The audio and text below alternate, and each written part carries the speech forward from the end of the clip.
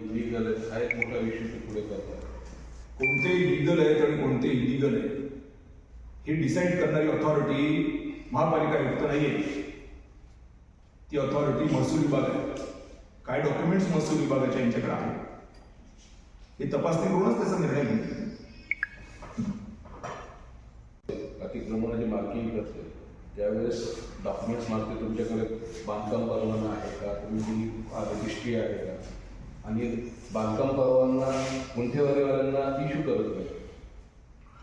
जमीन महसूल हा जमीन महसूल अधिकारी ठरवतो. त्याच्याकडनं अभिप्राय मागवा. तुम्ही कोण त्याच्यामध्ये निर्णय घेणार आहे? तुम्ही कसं म्हणू शकता? तुमचं खातं आहे का ते? ज्याचं खातं असेल त्याला बोलू द्या की ही जमीन याच्यामध्ये आहे, ती प्रायव्हेट नाही आहे. त्या जमिनीवरती जर सातबारा असेल, रजिस्ट्री असेल, सीडीड असेल, त्याचं काय करणार तुम्ही? ते अधिकृत ठप्पा मारलेला आहे, मुद्रांक भरलेला आहे गव्हर्नमेंटने, त्याच्यावरती मजा केलेली आहे ते पैसे घेऊन. पोलिसांच्या गाड्या चालतात, कलेक्टरची गाडी चालते, महानगरपालिकेच्या गाडीतील ज्या गाडीतील होती त्याच्या घरची गाडी येते. लोकांनी दिली आहे ना. ते कशातून दिली आहे? मुद्रांक शुल्कातून दिलेली आहे. ते मुद्रांक शुल्क कुठून आले? जमिनीचे व्यवहार झाले म्हणून आले. पण जमिनीचे व्यवहार घेताना तुम्हाला बरं वाटतंय आणि जमिनीच्या व्यवहाराचं भरपाई देताना तुम्हाला बरं वाटतंय? असं कसं चालेल? लँड रेव्हेन्यू ऍक्ट सगळ्यांनाच आहे, फॉलो केलाय का? एवढाच विषय आहे. नाही करायचा कायदे पद्धतीने होईल काय व्हायचं. आणि याच्यामध्ये माझं काहीच नाही. उलट मी तर म्हणायला पाहिजे की नाही यार माझं काम झालं मी चूप बसतो. असं होत नसतं. माझं काम झालं मी चूप बसतो, माझ्या पोटा पाण्यावरती लपडे येऊन जाईल जर का मी हे जर प्रेसला सांगितलं. या भीतीपायी जर मी गप्प बसतो तर उद्या ही आग माझ्या घरात येणार नाही हे कोणी सांगितलंय? राक्षसांना थांबवणं गरजेचं आहे. राक्षस म्हणजे राक्षस नसून राक्षसाची प्रवृत्ती. रावण पण राक्षसच म्हणतो आपण, विभीषण त्याचा सक्का भाऊ, त्याला आपण देव म्हणतो का? काय फरक काय दोघांमध्ये? प्रवृत्तीचा फरक आहे. कोण धर्माबरोबर आहे, कोण अधर्माबरोबर आहे. म्हणून धर्माबरोबर राहणाऱ्या लोकांची प्रवृत्ती ही सर्व आपली सुखीला संतो असल्यामुळे ती सगळं जग वाचवायचा प्रयत्न करत असते. मी देखील आता काय बोलतोय तुम्हाला बोलताना की उद्या कोणाला दुखापत होऊ नये, कोणाचं वाईट होऊ नये. कारण हे सगळं करता करता होणार काय? एखादा दारुडा असतो, तो दारू पिणं थांबवतच नाही. तो आपल्याला शब्द करून सांगतोय मी दारू सोडून देईन, मी असं करून देईन, मी तसं करून देईन. आपण का म्हणतो त्याला अरे यार तू मरशील, त्याची काळजीपोई आपण त्याला हे करतोय. असे काळजीपोई मी हे करतोय, याच्या पलीकडे काय नाही. कोणता नेता पुढे रांग लपून बसणार आहे किंवा कोणता पत्रकार कुठे कुठे जाऊन शूट करणार आहे? इकडे 2 माणसं मिळेल, तिकडे 2 माणसं मिळेल. हे सगळं करायचं कशाबद्दल? जेव्हा की आपल्याकडे उत्पन्नाचा स्रोत आहे, व्हेरीफाईड आहे, कंट्रोलर ऑडिट जनरल ऑफ इंडियाने दिलेला आहे, तिथं पण आगाऊपणा यांना करायचा आहे. या गोष्टी योग्य नव्हे, या देशाच्या हिताच्या नाहीये. म्हणून मी हे सगळं सांगतोय. मी कोणाचाही प्रवक्ता नाही किंवा मी कोणाचं काय घेऊन खाल्लेलं पण नाही. पण मला हे दिसतंय की या गोष्टी राष्ट्रहिताच्या नाही, ज्या राष्ट्रात मी पण आहे स्वतः. त्यामुळे राष्ट्र बुडालं तर मी पण बुडणार आहे. म्हणून मला माझा स्वार्थ पाहिलाच हवा की बाबा माझ्या स्वतःच्या अस्तित्वाला धोका होणार आहे. जसं आता महानगरपालिकेचं मी तुम्हाला उदाहरण दिलं. हे डीड शेवटी करावं लागलं. हे डीड करावं लागलं. They had to sign it because it is according to law. कायद्याप्रमाणे. किती लोकांचं गेलं नाही असतं डीड? पण त्यांना त्यांचं डीड करून दिलं. बाकीच्यांचं सांगण्याची काय गरज होती? काय गरज होती म्हणजे कायदा येतो नाही पाळणार आहे. काय करायचं ते करा. काय करायचं ते करा. नेपाळ होऊन जा. नेपाळ जरा बघून काय घेणार? भोंगळे करून मारतात लोक. आम्हाला नको आहे की तुम्हाला कोणी भोंगळे करून मारावं. आम्हाला हे पाहिजे की याच्यात सुधार करावा. म्हणून आम्ही हे सगळं करत असतो. आणि त्या पद्धतीने हे सगळं चाललेलं आहे. सकारात्मक दृष्टिकोन, नकारात्मक नाही. बेकायदेशीर धादांतपणे जर तुम्ही लोकांच्या अंगावरती जायला लागलात, घरं तोडायला लागलात, ते आज चूप बसतील. त्यांच्या पोरांच्या डोक्यावर प्रकाश पडेल की नाही यार माझं घर तोडले, म्हणजे कुठलाही कायदा न पाळता तोडले, कुठेतरी ठोकतील धरून. आणि तुमचा मृत्यू झाला तर तुमच्या तिकडे औषधं आम्हालाच राहावं लागणार आहे. कोण येणार आहे? चायनीज लोक नाही येणार, अमेरिकन लोक नाही येणार, इंडियनच येणार. आणि म्हणून हा प्रयत्न आहे की तुम्ही नको कोणी तुम्हाला मारू नये. म्हणून हे सगळं चाललंय. तर मी पत्रकारांच्या माध्यमातून या 2 गोष्टी महत्त्वाच्या सांगायच्या मला होत्या. मी त्या सांगितल्या. आणि आत्ता सध्या जिथे कुठे अशा पद्धतीच्या गोष्टी घडणार असतील, घडणार म्हणतोय, तिथे घडू नये. मी पोलीस आयुक्तांना स्पष्ट सांगतोय, ऑलरेडी तुमच्यावरती टांगती लावा आहे. तुम्ही आता दिलेलं नाही आहे संरक्षण, चांगली गोष्ट आहे. कारण बेकायदेशीर संरक्षण तुम्ही दिलं तर तुम्ही देखील कायद्याच्या चौकटीत येता आणि या. आणि मीच नाही, माझं ठीक आहे, माझं नीट झालंय, ठीक आहे, इंडिव्हिज्युअल सायन्समध्ये मला कदाचित नाही करता येणार, पण जे हजारो लोकांची घरं तुटणार असतील या सगळ्यांना मी पोलीस स्टेशनला अर्ज करायला लागेल आणि पोलिसांनी नाही घेतला तर कोर्टात पाठवून जागेवरती कोर्टात आदेश होतील, कारण महाराष्ट्र लँड रेव्हेन्यू ऍक्ट आता सध्या एक्झिस्टन्स मध्ये आहे आणि त्याचा पुरावा हे माझं स्वतःचं डील आहे. ठोकून देतील लोक पोलिसांना. तर लोक कायदेशीरित्या अशा मार्गाने अंगावर येतील. कोणाचंही वाईट व्हावं, कोणाला सांगतो कोणाचंही वाईट व्हावं हा त्याच्या पाठीमागचा उद्देश नाही. आज रस्ता करायचं म्हणताय, मला सांगा या रस्त्याला पैसे कुठून येणार आहे? त्या नगरच्या रस्त्यावरून हायकोर्टात धिंगाणा चाललाय. हायकोर्ट म्हणते रस्ता बांधा, हायकोर्टचं काम आहे का रस्ता बांधणं, पण ते करतच नाही. काय करणार म्हणून हायकोर्ट घुसतंय. उपलब्ध असलेला रस्ता तुम्हाला बांधता येत नाही, याचा नवीन रस्ता कुठून बांधणार आहे तुम्ही? आणि बांधायचं असेल तर तुमच्या जमिनीत बांधणार. तुम्ही खाजगी जमीन बांधायला निघालात तर मग महाराष्ट्र लँड रेव्हेन्यू ऍक्ट प्रमाणे पैसे द्या. बरं, तुम्ही म्हणता असं काही नाही, मग हे काय आहे? हर्षवर्धन जाधवला एक नाही आणि दुसऱ्याला दुसरं काय? असं कसं शक्य आहे? हर्षवर्धन जाधवनी कशाला प्रेस कॉन्फरन्स घेतली? स्वतःच घ्यायचं आणि चूप बसायचं. माझ्या बापाने मला शिकवलेलं नाही. अन्याय सहन करणं आमचं कुटुंब हे शक्यच नाही. ठीक आहे, थोडक्यात ठाकरी भाषा थोडीशी क्षमा करा, गांडूच्या आवराकडे गेला. हा देश सगळ्यांचा आहे, याचा न्याय सगळ्यांना मिळायलाच हवा. आणि जर ह्याच्यामुळे माझ्या अंगावरती काहीतरी येणार असेल तर त्यालाही मी समर्थ आहे. मला भगवान श्रीरामावरती प्रचंड आत्मविश्वास आहे. कधीच रावण यशस्वी होत नाही, कधीच नाही. त्रास देतो शेवटी त्याचा की होतो. आणि ज्यांना औरंगाबाद असं म्हणणं आवडत असेल त्या लोकांना मी देतोय, कारण गोळाबेरीज काहीच नाही. गोळाबेरीज हीच आहे की सगळ्यांची घरं तुटली, कोणाला फुटकी कवली नाही ना कुठलं ठीक. ठीक आहे, धन्यवाद. दुसरा विषय असा आहे की मध्यंतरी मी तुम्हाला म्हणालो होतो की शासनाच्या जमिनी भरपूर आहेत, ज्या भाड्याने जर दिल्या तर वाटते तितके पैसे येतील. त्या संदर्भामध्ये एक पिटिशन जे आपण हायकोर्टात दाखल केलं होतं त्या अनुषंगाने हायकोर्टाने नोटीस काढली होती, ज्याच्यामध्ये शाहरुख खानचा रोल आहे. आता त्या नोटीसची एक कॉपी मी तुम्हाला इथे सगळ्या पत्रकारांना सॉफ्ट कॉपी दिलेली ही हार्ड कॉपी आहे. याच्यामध्ये एक नवीन डेव्हलपमेंट अशी आहे की कोर्टाने त्यांचं ऐकून घेतलं तर त्यांनी कोर्टाला असं सांगितलं की आम्ही महिन्याभरात सगळी माहिती तुम्हाला देतो. आता ही बाब 17/11 म्हणजे आत्ताची परवाची जी 17 तारीख त्या दिवशी कोर्टामध्ये राज्य शासनाच्या वतीने व्यक्त करण्यात आलेली आहे. हे करत असताना राज्य शासनाने कोर्टाला पुन्हा एकदा फसवण्याचा प्रयत्न केला, ज्याचा उल्लेख आता आम्ही करणार आहोत. कसा की शासकीय जमिनीवरती जे काही गृहनिर्माण संस्था आहेत त्या सेल्फ रिडेव्हलपमेंट करण्यासाठी फ्री करून टाकण्यात आले आहेत.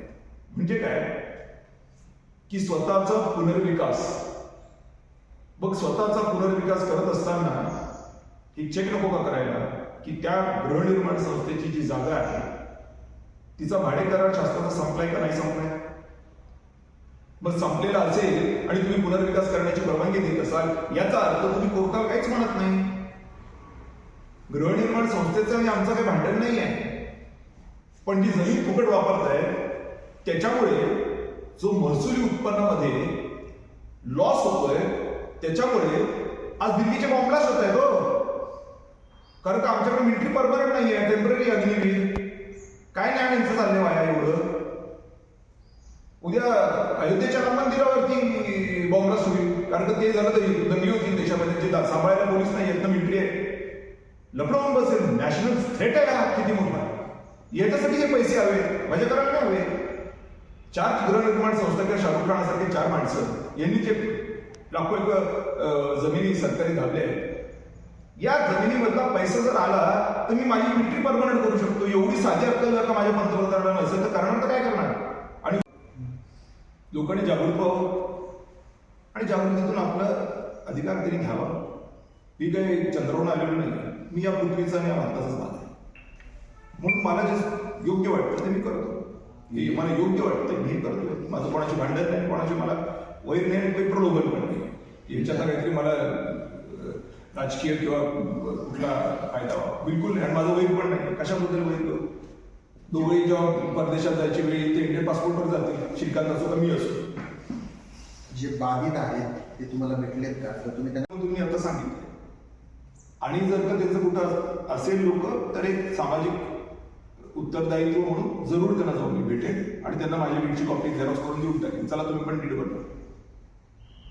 आणि याच पद्धतीने बघा ज्या पद्धतीने माझं बनलं विषय संपला. तुमचं जर खाजगी प्रॉपर्टी असेल त्या खाजगी प्रॉपर्टीला हे डीड लागू आहे. जय श्रीराम, मोकळे. ओके, म्हणजे तुम्ही त्यांना जे काही लोक आहेत ते बऱ्याच ठिकाणी फिरतात. काय सांगाल आज आपण पत्रकार परिषदेत हे कसं समजलं? महाराष्ट्र लँड रेव्हेन्यू ऍक्ट जो आहे तो ऍक्ट छत्रपती संभाजीनगरची महापालिका पाळत नाहीये अशा पद्धतीच्या तक्रारी आलेल्या आहेत. एक सामाजिक उत्तरदायित्व म्हणून, देशाचा एक घटक म्हणून या संदर्भात मी एक मालमत्ताधारक असताना काय केलंय हे सांगणं गरजेचं होतं, म्हणून पत्रकार परिषद. महाराष्ट्र लँड रेव्हेन्यू ऍक्ट आणि लँड ॲक्विजिशन हे महानगरपालिकेला लागूच नाहीये अशा पद्धतीचं विधान काही बेजबाबदार अधिकारी करतायत. आता हे लागू असल्याचं एक उदाहरण मी तुम्हाला इथे आज दाखवलंय. सगळ्या पत्रकारांना मी ती कॉपी दिलेली आहे. माझ्या स्वतःच्या मालमत्तेमध्ये ज्या वेळेला त्यांच्या लक्षात आलं की ही खाजगी मालमत्ता आहे त्यावेळेला त्यांनी मला एक रिलिंक्विश डीड करण्याचं विनंती केली, ज्याच्यामध्ये TDR किंवा कायद्याने जे काही भरपाई मला मिळायला हवी ती भरपाई देण्याच्या संदर्भातली तरतूद आहे. आणि त्याच्यामध्ये आपण बघू शकता की स्वतः टाउन प्लॅनरांची सही आहे. हे रजिस्टर्ड डॉक्युमेंट आहे. म्हणजेच काय तर खाजगी जमिनी जिथे जिथे असतील त्या सगळ्या खाजगी जमिनींमध्ये अशा पद्धतीचं डीड व्हायला हवं. आणि जर झालं तरच ते योग्य आहे. जर नाही झालं तर शासन बेकायदेशीरित्या हे खाजगी प्रॉपर्टीजमध्ये घुसतंय असा त्याचा अर्थ होतो. जर तसं होतंय तर मग खाजगी लोकांनी सरळ पोलीस स्टेशन गाठलं पाहिजे, तक्रार दिली पाहिजे. पोलिसांनी नाही तक्रार घेतली तर कोर्टात गेले पाहिजे की साहेब माझ्या जमिनीमध्ये शासन घुसलंय. आणि म्हणून मग काय होणार आहे तर या कायद्याची अंमलबजावणी होईल. आणि या प्रोसेसमधून मी गेलोय स्वतः, कारण मला पण ते तसंच करत होते. मी सरळ पोलीस ठाण्यात गेलो आणि म्हटलं म्युन्सिपल कमिशनर आणि पोलीस आयुक्तावर गुन्हा दाखल करा, कारण का त्यांनी MLR ऍक्ट फॉलो केलेला नाही. म्हणून मग तो डीड झालं आणि ते डीड झाल्यामुळे आज मला त्याच्यातनं भरपाई मिळण्याचे मार्ग मोकळे झालेले आहेत. म्हणून तशा पद्धतीचंच करायला हवं. ते जर केलेलं नसेल तर ते करावं. हे राष्ट्रहिताचं आहे. राष्ट्र म्हणजे कोण? लोक. तेच दुःखी असतील तर पंतप्रधान काय तिकडे केळी विकायची आहे? तसंही पंतप्रधान काही करू शकत नाहीत अशीच अवस्था आहे. जर लाल किल्ल्यावरती भाषण देत असताना समोर बॉम्ब फुटतायत तर तो पण मोठा प्रश्न निर्माण झालेला आहे. आणि म्हणून त्याही दृष्टिकोनातून खरं म्हणजे सरकारी तिजोरी कशी भरावी. आणि कित्येक लोक जे सरकारच्या जमिनीवरती बसलेत भाडे तत्वावर पण भाडं भरत नाहीत, त्या अनुषंगाचं एक हायकोर्टची जी पिटिशन आम्ही केली होती, ज्यामध्ये ऑर्डरही झाली होती आणि सरकारला नोटीसही निघाली होती की सगळं प्रदान घेऊन या. त्याच्यामध्ये परवा सरकारने सांगितलं की होय घडलंय, आम्ही ते सगळं जी काही माहिती ती घेऊन येतो, आम्हाला थोडासा वेळ द्या. म्हणजे ही प्रोसेस सुरू झालेली आहे की सरकारी जमिनीवरती जे लोक बसलेत भाडं देत नाहीत त्यांच्याकडनं भाडं घ्यायचं. ते भाडं आलं तरच आपल्याला 4 पैसे येतील. 4 पैसे आपल्याला सरकारला आले तर आता हे डीड केलंय आपण. आता हे डीड जरी केलं असलं तरी देणार आहेत का? हे आहेत का यांच्याकडे काही? यांच्याकडे काही नाहीये. हे नगरचा रोडही बांधू शकत म्हणून हायकोर्ट दररोज त्यांना झापताय. काय म्हणतात त्याला, छत्रपती संभाजीनगर ते अहिल्यानगर. हीच तर परिस्थिती आहे. म्हणून पैसे आणण्याचं काम आता आपल्यालाच करावं लागणार आहे.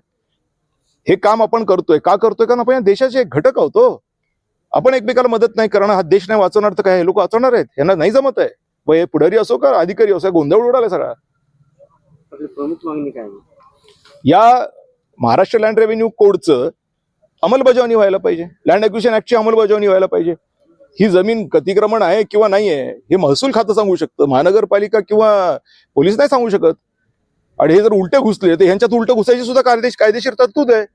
ट्रेसपासिंग, बिना परवानगी आपल्या प्रॉपर्टीमध्ये कोणी घुसायला लागलं तर ट्रेसपासिंगचा गुन्हा दाखल होतो. नाही केला पोलिसांनी कोर्टात जा, दाखवा महसूल खात्याचं डॉक्युमेंट. हे बघा माझ्याकडे 7/12, हे बघा माझ्याकडे सेल डीड आहे, तरी पण घुसलेत. माझ्याकडून कुठलेही डीड करून घेतलं नाही. हर्षवर्धनकडून मात्र करून घेतलं. कोण आहे हर्षवर्धन? हर्षवर्धन काय डोनाल्ड ट्रम्पचा कोणी आहे की त्याचं तुम्ही डीड करून देताय? मग आमचं का करत नाही? असं तुम्ही भांडलं पाहिजे. हे मीच तुम्हाला सांगतोय. का? कारण की मी भारत मातेचा पुत्र आहे आणि आपण सगळेजण भारत मातेचे पुत्र आहोत. उद्या जाऊन निवडणुकांमध्ये तुम्ही माझ्या विरोधात मतदान केलं, मला काय पडले? मला त्याची काही पडलेली नाहीये. आणि करतातच लोक. हिंदू मुसलमान हे होतच, जातीयवाद होतोच, हेच तर दुःख नाही या देशाचं. पण आज ज्याला मुसलमानांची घरं तुटतायत, हिंदूंची घरं तुटतायत, त्याला MIM वाले, काँग्रेसवाले, BJP वाले हे आहेत कुठे? हे बेपत्ता आहेत. पण तरी देखील हर्षवर्धन आहे का? कारण का तो भारत मातेचा पुत्र आहे म्हणून तो करतोय. मला माहिती आहे पुढेही काय होणार आहे, माझं काही फार राजकीय भवितव्य चांगलं नाहीये, पण तरी सुद्धा मला करावंच लागेल का? कारण तो धर्म आहे माझा, मी तो करणारच.